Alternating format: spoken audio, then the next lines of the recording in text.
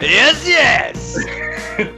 To chat up the bishops with me, your host, Chris the just the name. I can't remember. Christopher Bishop. Chatting up the bishops. It's me, your host, Chris the Chick, all the way from Buckingham Palace. That's right. Buckingham Palace. Here in Kai Point, New Zealand. I'm here with Philip Jansen's me old mucker, rucka chucker, all the way from New Brighton in New Zealand. It's a horrible place to be in New Brighton, but we won't talk about that. Anyway, this week we have decided to go really deep. We are going to be discussing something that's dear to both myself and Philip.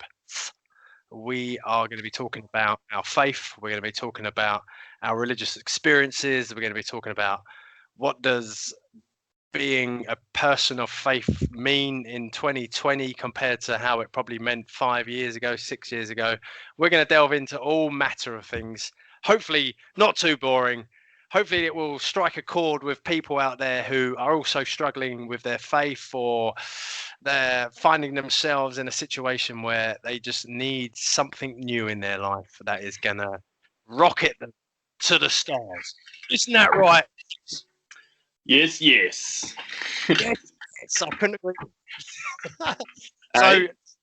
Yes, I couldn't agree more. It's affirming the affirmative is the yes. Correct. Yes. The affirmative.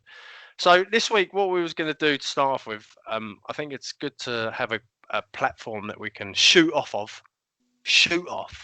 by discussing our journey into what faith means to us. So I think a good place to start for us is talking about how we got to this position now in terms of being in a situation where not a lot really makes, well, for me particularly, not a lot really makes sense to me as much as it used to. I've come to a place where I've realized that I used to have a lot of answers to life, and that came through religious speak. Whereas these days, I don't tend to have many answers to the big questions in life, but that's because of what I call a deconstruction of my faith, where I no longer really attend a institutionalized church. And I know you don't either, Phils. So would you tell us exactly, not going back too deeply in terms of like your history of being a Christian and stuff like that, but just from a point where your Christianity was at one level and then all of a sudden you found yourself at a point where you was like, no, this doesn't work for me anymore. It's a very good question. And to be honest, for me, it was a very definitive point. And I think for me, it was at the point when I decided to volunteer in a, quit my job sort of thing, go off to Africa, spent through half a year with an organisation that basically just does exactly the work that Jesus set out to do and what we ought to do if we call ourselves Christians. And I don't know, I mean, ever since I came back, on top of my own personal life kind of being flipped upside down, nothing's ever seemed to be the same since then. So, there's definitely been a deconstruction of faith as such, because the things that we cared so much about for a long time, where we, me and Chris used to just sit down and to study and do a lot of thinking and reading and just giving a lot of thought to trying to understand the teachings of the Bible, and from a perspective that didn't really nail the trueness of what Christianity or following God or following Jesus is all about. but at the time you think that is the right way to do it, and so you can't really blame that. But at the same time, at some point, you got to make a choice, and so yeah, basically that choice came to me pretty abruptly the moment I came back, and I can't really look at life the same. So you was a ardent churchgoer. So week to week, you was a big part of the youth setup at the church that you frequented. So you had a good, people knew who you were. You had a vibrant social scene. If you wasn't there, people were worried about you. You was part and parcel of that family, wasn't you? Sure. Yeah. Yeah. I mean, not sure how much you can relate to that, but really it's you go week to week, each week you turn up, you see the same people there, and you greet and mingle and participate in all the activities, and you throughout the weeks you try to attempt to be as much as a religious Christian, practicing religious Christian as much as you can, right? And so that was life for quite some time, quite a few years actually. So what for you? What changed? What suddenly made you go from frequenting all the events, going to the church service every week, being involved deeply with a set of young people yourself at that time? What changed? What was the catalyst to not wanting to go anymore? Well, I mean, I've had quite a altering. Well, I wouldn't say altering, but like a constant learning curve in my religious, time, where I went from Sunday churches to Seventh-day Adventist churches to understanding a lot more about the Bible from a Seventh-day Adventist belief, and as much as you could fault the Seventh-day Adventist, first impressions, their hook is essentially the understanding of Scripture, which seems to be the constant hook that works for them as an organization or as a religious organization. And so, I've always been under the impression that kind of you have to understand what is the hook, and you kind of have to allow that hook to, take you in order to actually to see what they're actually talking about rather than judging them from face value. So that's what I did. And so I thought, and with all that knowledge, somehow your life, it would continue, right? It would be more than just studying. It would be pushed towards further and further growth in in all other areas, not only just an understanding of scriptures and that sort of thing. And so when there was a point when I decided that I've learned enough that no matter how many times I open the Bible or pray or this, that, the other, the real journey, I guess, starts when you actually take the leap of faith, I guess, or the step towards actually physically putting into action the things that you've been, the things that I've been calling out to me, which was essentially not ministering, but helping,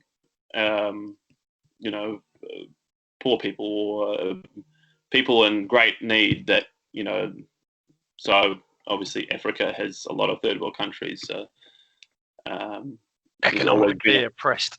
Yeah. And there's a lot of injustice and that sort of thing. And so that's kind of the theme that I've been constantly seeing throughout the Bible. I don't ever see throughout the Bible a theme of, let's go to church every Saturday and say, how was your week? It was great, thank you. Yeah, and that's it, and be basically no better than a rock every other day. Yeah, this is it's quite interesting because sorry to break your trail of thought, but I thought it was important to say this. Reading, because even Jesus says to his to the so-called religious elite of his day, you read the scriptures thinking that within them there is life, but yeah, it is me that you need to come to, kind of thing. And so it's a faux pas that people fall in today. I'm not saying, like, don't get me wrong, and I don't want to get onto like a theological discussion on this podcast, but for me, I don't really read the Bible anymore. It doesn't mean that I don't like it. Quite contrary, actually. I glean much from the Bible that has done for my life. Just simple ethics and values, as in, do to others as you would do unto yourself. Love your neighbor as yourself. Love those who persecute you. Because those are the kind of ethics and values that change, that literally have the physical possibility to change people's way of doing life, where positive things come out of it. So for me to say I don't read the Bible isn't that I don't think it's true, or that, again, that's another discussion. It's because I have studied it and I have gleaned much from it. It doesn't mean I have to keep on reading it to keep gleaning stuff that has already had tangible evidence within my own life. Like there isn't much more to say the ethic of love than trying to love your enemies. There isn't much more you can do. If you're and really, it really comes down to just practicing. Religious groups are very good at talking about that and getting into groups and praying and doing all these things, but when rubber meets the road and these people are faced with those sorts of individuals, what is their reaction typically? And it's very rarely the things that we ought to be doing, or ought to be, that we believe that this, or the things,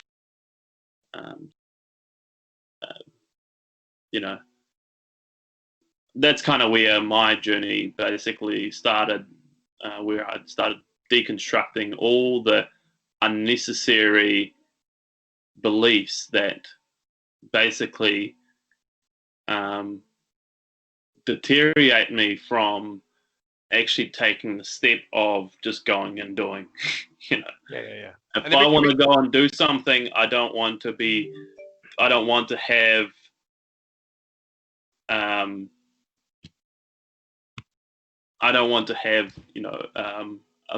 some other scripture that I've read somewhere, or something else that, or as a Christian, I've always remembered that you're incredibly scared, to do all these things, to go and minister to people, and we've experienced it when we've been going out and with the homeless. I can remember my first steps when we were just walking around Christchurch and meeting the homeless, and how bizarrely terrifying that was. The very first times was just like, oh, okay, you don't really know what to do, and you don't really know how to react or do this, that, the other. But the cool thing was that the more you did, the more it grew on you on how to approach these sorts of people and approach those situations. And that alone is how you follow Jesus. I think you just go and practice those things. It's just like but how often there's a Christian walk past a homeless person and doesn't acknowledge him or recognize someone as a drunkard or this, that, the other. Yeah. Well, I know from my perspective, like my journey into the church was one of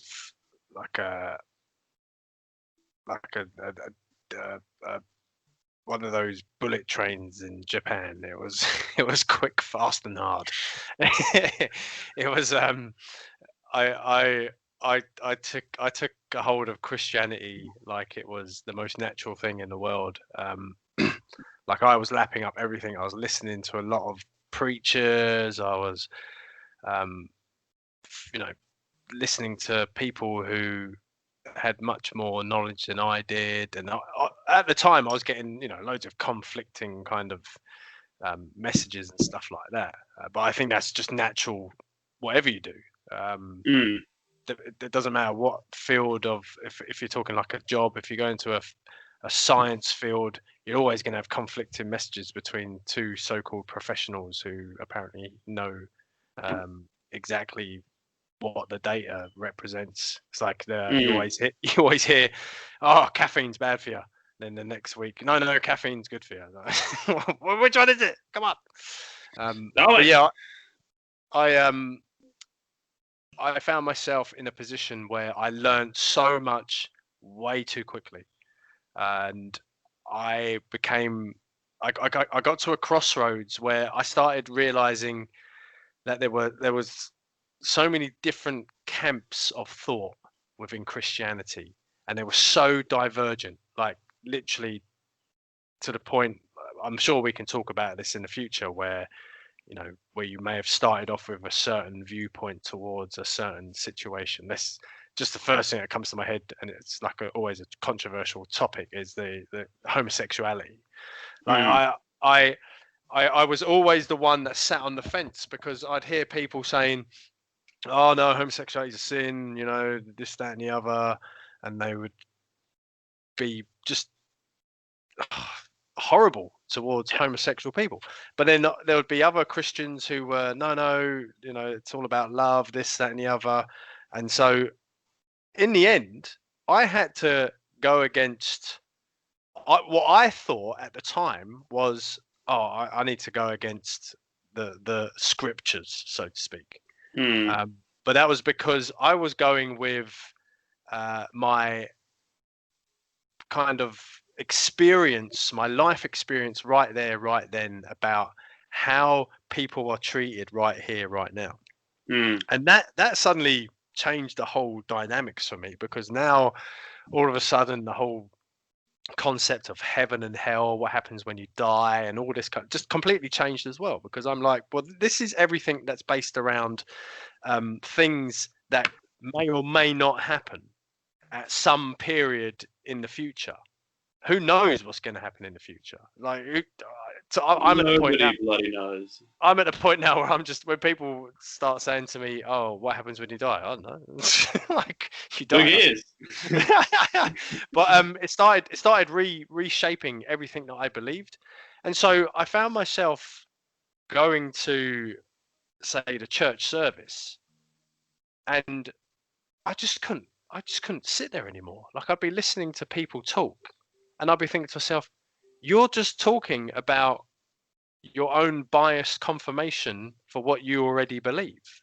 Yeah. Like, if and I can't just suddenly stand up and say, hang on a second, can I just put a caveat on what you're saying there, because there's more than one way of interpreting that, or whatever. Yeah. And so I found myself just kind of just not listening, and because I used to like going to sing and stuff like that. And then I started actually reading the words that I was singing, and I was thinking, man, what am I singing here? Like, there's some pretty crazy stuff that's coming out of those hymns that some of those people sing. Yeah. And I got to the point where I was just like, this really does nothing for me. Like, I'm just coming here out of obligation. And I think once you get to a point where you're obligated to do something, well, it's not a true sense of who you are or what you do. I haven't left the church completely, because my wife and her family are still part of it, and I'm still a group that I really enjoy doing. And hello, but it's still the same. Like, they still go through the same formula of how they've always done things. And look, I'm not against it. One thing I want to say from the outset is I don't think that what people are doing that I'm no longer doing is wrong. Like, if what they're doing works for them and it gives them hope and it gives them a sense of a purpose in this life, then I'm fine with that. But at the same time, and I'm going to keep mentioning this all the time throughout all the podcasts that we do, I'm more interested in not your beliefs, but what motivates you to do certain things. So why do people do certain things? I'm more interested in the motivation behind why they do certain things. And if they start to claim some sort of theology towards hating a certain person because of their because they're attracted to something that they don't believe is correct, then I challenge that motivation. I'm like, I don't care what your sacred scriptures say. You can get them to say whatever you want them to say. I've been down that path. I've seen the damage it does. You know, the fact that homosexual youth are the highest chances of suicide in the Western world. It's nuts, and this is all because of religious ideation and how they understand their scriptures when they don't have to understand them like that. But anyway, that's another topic. Yeah, I was going to comment on that, on a point you made, and mostly I've just come to a conclusion lately. You know, you mentioned that, you know, you have no problems with people believing these fixed sort of like templates about how life should be, essentially, and, you know, why, you know, if it works for them, then it's cool. And that's, I'm in the same boat as that. But I've come to a conclusion that I also think, like you said about obligation, is that I feel for the most part people are in somewhat ways, it's probably not the best way to say it, but I feel like they're mentally ill, like taught mental behavior.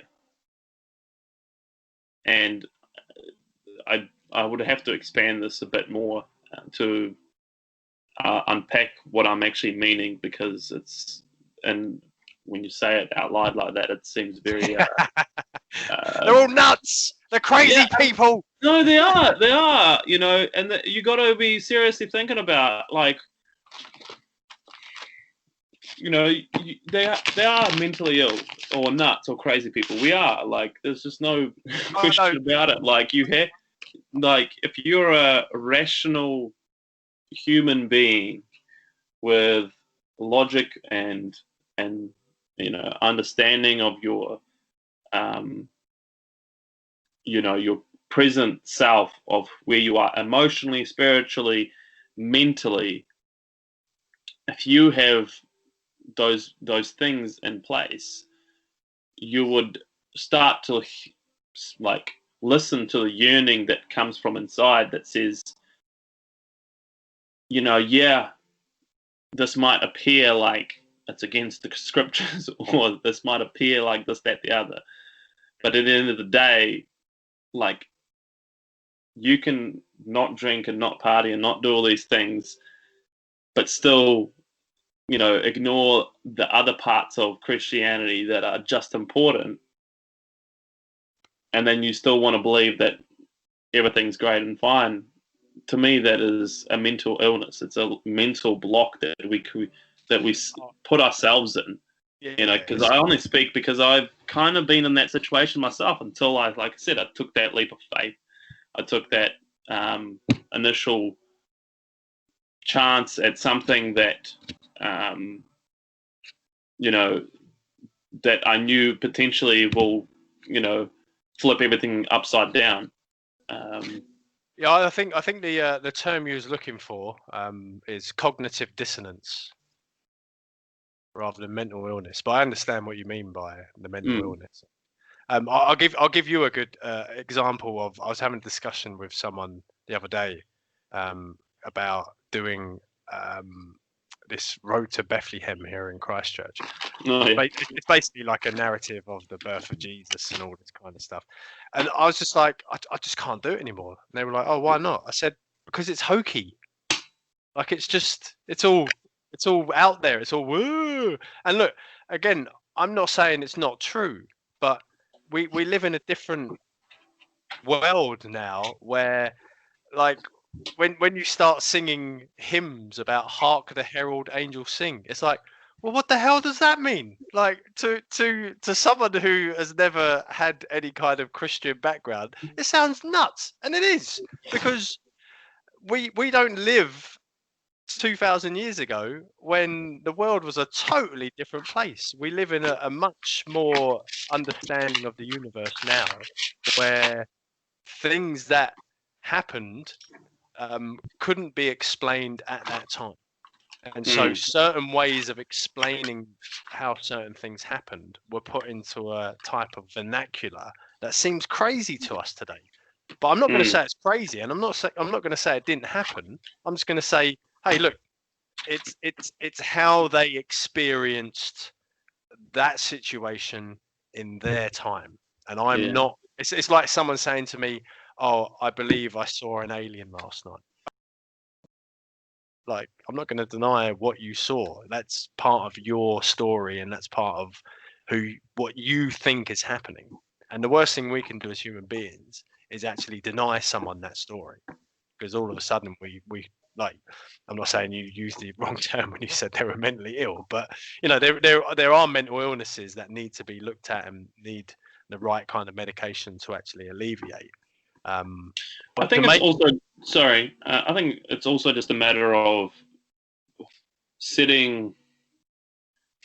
I've touched on it just before, where I was saying it's a fear, and it's a fear-based. I guess cognitive. What would you say it was? What was the cognitive dissonance? Yeah, and so I think that it all stemmed from fear. Like, in all fairness, I find religious practices tend to be mostly around fear, and involving a lot of, if you do this, this will happen. If you do this, this will happen. And you wonder why we have such a messed up, organization. We have so much crap in our religious circles, because even the Bible teaches us is that with fear there's no love, and if there's no love, there's no God. No matter how well we don't drink, or don't swear, or don't do this, or don't do that, if that fear exists in your life, you are just going to do the things that might not be particularly pronounced in that religious practice. Where some religious groups might be particularly highlighting love and being nice to everybody. Some religious groups are a bit more zealous in their Christian, in their belief of scripture, but there's other areas of that same thing that are constantly being ignored, and both have the same underlying thing, where it's involving some level of fear that exists in it all, which is the crippling thing in both and in most religious groups, I think. Mate, fear is a great motivator, and that's the paradox of life, is that you have two opposites, fear and love, and they're both great motivators, but yet a majority of people are motivated by fear, not love. And that's the problem with the world, is that fear overrides love most of the time. Because when you love, you take great risks to yourself. Yep. You put yourself out there. You make yourself vulnerable. Whereas when you work off the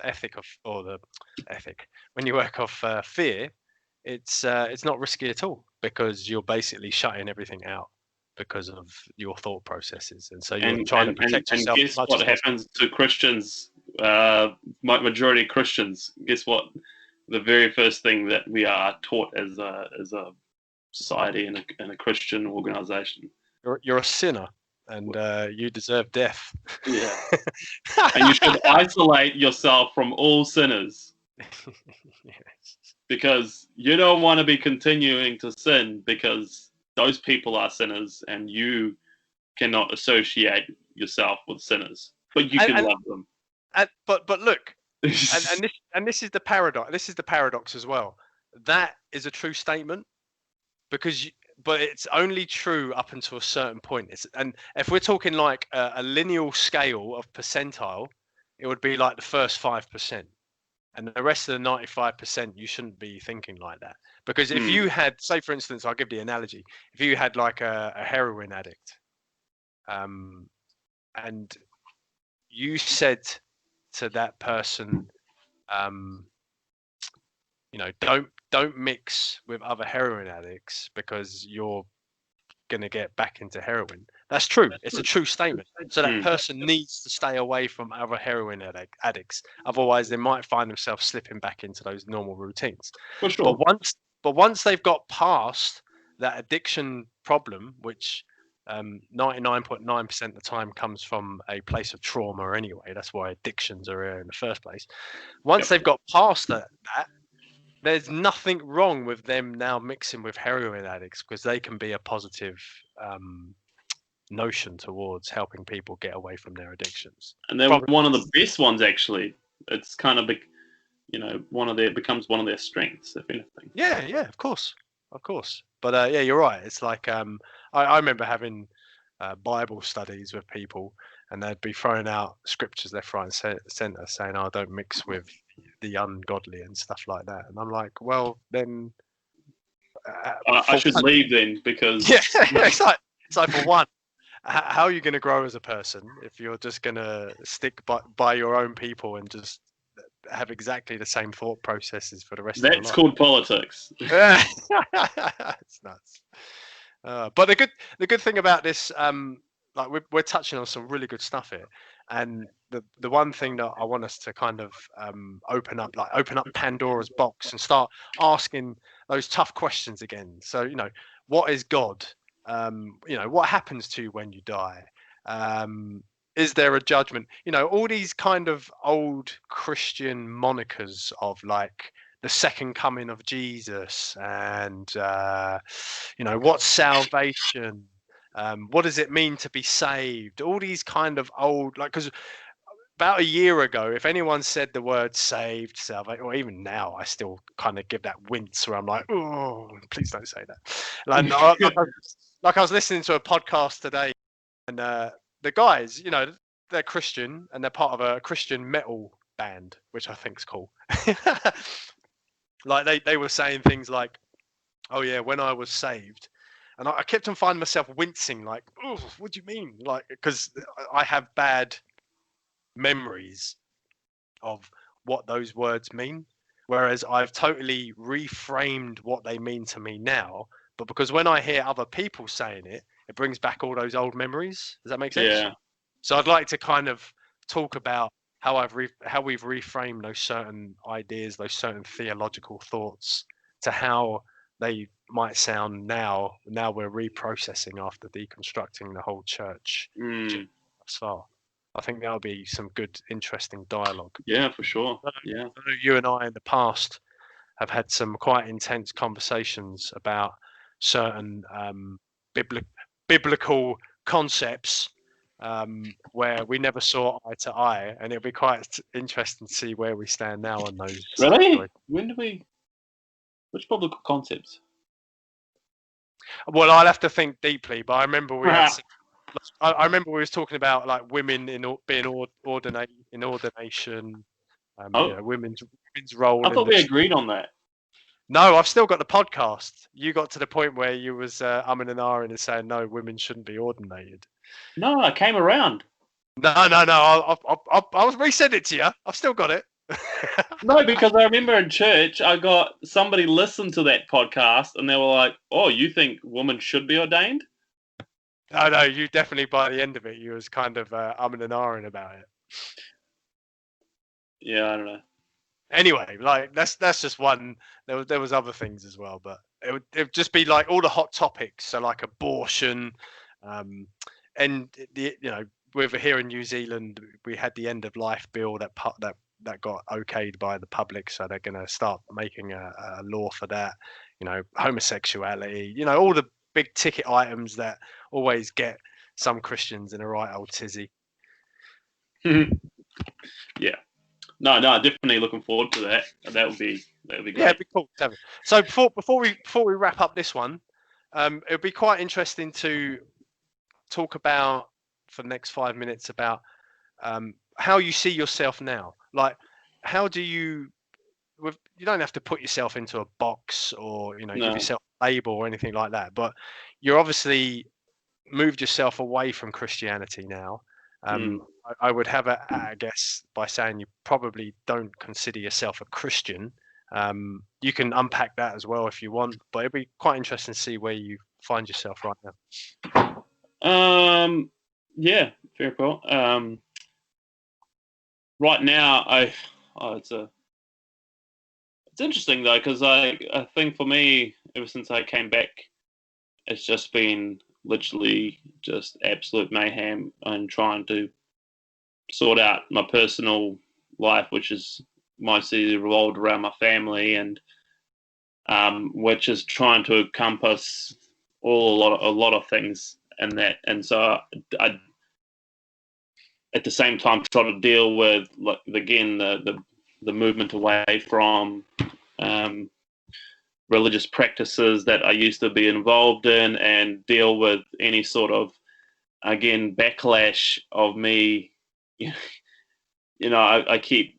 have a few people that saw the start and the finish of my religious experience, I guess, and the things that I used to say then and what I say now. Is wildly different, and to me it doesn't bother me, because it means that I'm learning still, and it still means that I haven't trying to understand what life is all about and what is life's ultimate purpose, I guess, at least for me. I actually been dialing back a lot from doing a lot of projects or working on certain things, and in the last few weeks I've just been really just giving myself a lot of time off to just relax, and I guess it's starting to really pay off, where I'm just starting to again reflect more and more on the religious or the spiritual aspect of my life, where I haven't had much time for the last 2 years. But yeah, I would say that I don't. I can't associate myself with Christianity as from, if you were to say on the street to somebody who only has the basic picture of Christianity, no, I'm not a Christian by a long shot. And I don't have a problem with that. I have, I'm kind of in the same boat as you, I guess. So just trying to figure out what is the purpose of my life without the religious circles that I used to associate myself with, and how do I want my life to look like. And I think in the next coming year, that will become more clearer as and things will get busy again, but I think the more time I spend on that, the more it will become into focus. So it's just, at the moment, I'm taking time to actually, refocus refocus those thoughts back to a more spiritual sort of understanding, I guess, if that makes sense. So where does Jesus sit in all of this? Well, I mean, for me, the teachings and Jesus and everything, he is the meaning of love, I guess, and love is like, it's such an easy word to say, and you just go willy nilly. And even when I was a Christian, I really, that was very much one of the first things that I learned about or started to learn about, and that's where basically a lot of my beliefs and understandings and the continuous desire to continue to grow and learn more about God and Jesus and who they were and what they represented and how they all lived their lives, which I can just look at as the most perfect example that I could ever conjure up. Not even my imagination can think of something better than that. So I don't. I've heard so many arguments against all these things and how, to me, love is a very, it's pretty much the essence of life, and that's what Jesus represented, and that's what God is essentially. And to go into more detail, you have to really unpack that. But oh yes, we will. Yeah, I guess that's how it works for me. Yeah, sweet. All right, well, let's leave it there because again, I think we got some real unpacking to go on, but I think that's a good start to our session. And I'd just like to say, anyone who does listen to this, and if you're going through the same kind of situation, feel free to reach out to either myself or Phillips. Probably the easiest way is go to send an email to my email address. It's a nice, easy one. chrisisachick at gmail.com. Or you can have Phil's mobile number, which is 02. Very funny. Start giving you a call. But no, honestly, this is going out on YouTube, so always leave us a comment on YouTube. You can always leave us a comment on YouTube, and I'll stick some contacts in the notes as well. I'll put that email address there and whatnot. And but hopefully some people will track with us, and they'll get some good stuff to help them through their journey. If you disagree with us, that's fine. I'm still happy for people to disagree with me, because at the end of the day, growth only comes through people disagreeing and actually taking the time. Well, it doesn't have, challenging such a kind of it's one of those words that conjures up some sort of resistance. Yeah, where you kind of, something negative is going to happen from it. But I would use the word engage in discourse. Because at the end of the day, how you engage with people is vitally important. Like, you could have all the right answers, then the dick part is always going to win out. Not what you have to say. So yeah. So Phil's, thanks for episode 1. In the bag, smash bang wallop. How's your mother? She's all right. Yes.